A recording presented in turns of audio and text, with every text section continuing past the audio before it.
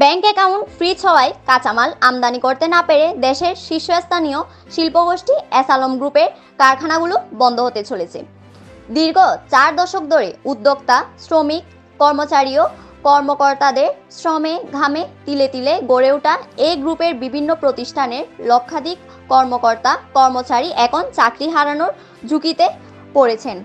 অর্থনীতিবিদ এবং ভুক্তভোগী কর্মকর্তা কর্মচারীরা বলছেন, কারখানাগুলোকে বাঁচিয়ে রাখা সম্ভব হলে লক্ষাধিক শ্রমজীবী মানুষ বেকার হওয়ার ঝুঁকি থেকে রক্ষা পাবেন।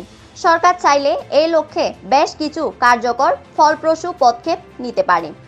বিভিন্ন ব্যাংকের পাওনা অর্থ আদায়ের পথ খুঁজে পাওয়ার লক্ষ্যে শিল্পগোষ্ঠীর শীর্ষ নীতি নির্ধারকদের সঙ্গে যোগাযোগ করা যেতে পারে। এজন্য প্রয়োজন কলকারখানাগুলো খোলা রাখার ব্যবস্থা। প্রতিষ্ঠানগুলো ব্যবসা পরিচালনা করতে পারলে কোম্পানির কাছে পাওনা সব অর্থ আদায়ও সম্ভব হবে বলে মনে করেন নীতি নির্ধারকরা। গত 5 আগস্ট শেখ হাসিনার সরকারের পতনের পর অন্তর্বর্তী সরকার বিভিন্ন খাতে সংস্কারের মনোযোগ দেয়। আর্থিক খাতে সংস্কার কাজের অংশ হিসেবে বেশ কিছু বৃহৎ শিল্পগোষ্ঠীর ব্যাংক অ্যাকাউন্ট ফ্রিজ করা হয়েছে। নানা অভিযোগ, সেই সঙ্গে ফ্রিজ করা হয় বিভিন্ন প্রতিষ্ঠানের শীর্ষ ব্যক্তির ব্যক্তিগত অ্যাকাউন্টও।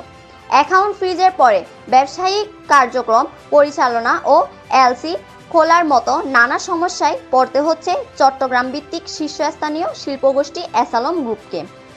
সম্প্রতি বাংলাদেশ ব্যাংক গ্রুপটি ব্যাংক অ্যাকাউন্ট ফ্রিজ করে নিয়মিত বেতন ভাতা দিতে না পেরে বাধ্য হয়ে কর্মী ছাঁটাই করেছে গ্রুপটি। এ নিয়ে সিপটিয়া কথা বলছে এসআলম গ্রুপের একাধিক কর্মকর্তা ও কর্মচারীর সঙ্গে। চাকরি হারানোর ঝুঁকির কথা উল্লেখ করে তারা জানান, সরকার চাইলে কোম্পানিগুলো চালু রাখতে পারে, রক্ষা পেতে পারে শ্রমিক কর্মকর্তা কর্মচারীদের চাকরি। কারখানা বন্ধ রেখে মালিকপক্ষ খুব বেশি দিন বেতন ভাতা পরিশোধ করতে পারবে না। কাঁচামাল আমদানি করার সুযোগ পেলে প্রতিষ্ঠানগুলো স্বাভাবিক গতিতে উৎপাদনে ফিরতে পারবে।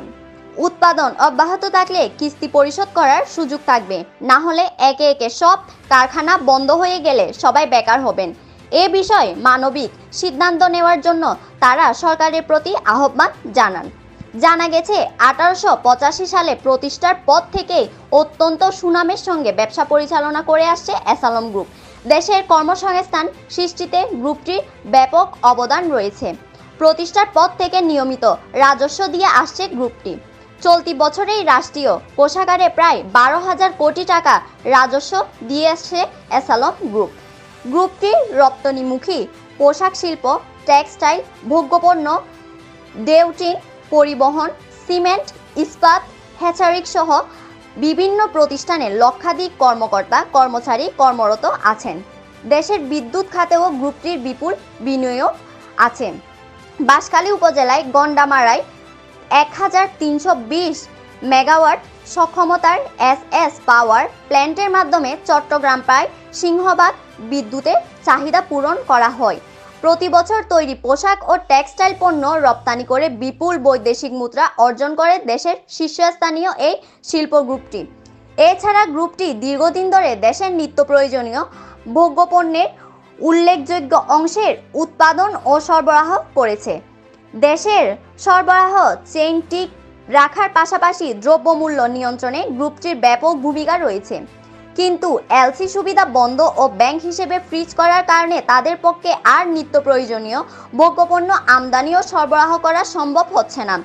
অর্থনীতিবিদ ও ব্যবসায়ী মহল মনে করে, হঠাৎ করে এই রকম অবদান রাখা একটি গ্রুপের বিকল্প তৈরি করা সম্ভব নয়। এতে চাহিদা অনুযায়ী যোগানোর ঘাটতি তৈরি হবে এবং দ্রব্যের মূল্য বৃদ্ধি পাওয়ার আশঙ্কা তৈরি হবে। তাই তাদের অভিমত প্রয়োজন ব্যাংকের নিজস্ব তত্ত্বাবধানের পণ্য আমদানি, উৎপাদন এবং বিক্রয়লব্ধ টাকা সরাসরি ব্যাংক কর্তৃক সংগ্রহ করে এলসির দায় পরিশোধ করে অবশিষ্ট টাকা দিয়ে আগের দায় সমন্বয় করা যেতে পারে। এতে ব্যাংকগুলো তাদের বিনিয়োগ করা অর্থ ফেরত পাবে এবং শিল্পগুলো রক্ষা পাওয়ার পাশাপাশি শ্রমিক কর্মচারী বেকারত্বের হাত থেকে রক্ষা পাবে। এসআলম গ্রুপের চিনি মিলের ডিজিএম প্রকৌশলী রফিকুল ইসলাম খবরের কাগজে বললেন, গত 31 অক্টোবর থেকে সুগার মিল বন্ধ। ব্যাংক অ্যাকাউন্ট ফ্রিজ করায় কাঁচামাল কেনা যাচ্ছে না, তাই মিল বন্ধ রাখা হয়েছে। গ্রুপের তেল মিলের জিএম প্রকৌশলী রফিকুল ইসলামও একই সমস্যার কথা তুলে ধরে বললেন, কাঁচামালের অভাবে প্রায় 2 মাস ধরে তেলের মিল বন্ধ রয়েছে। ব্যাংক অ্যাকাউন্ট ফ্রিজ থাকায় কাঁচামাল আমদানি করা যাচ্ছে না।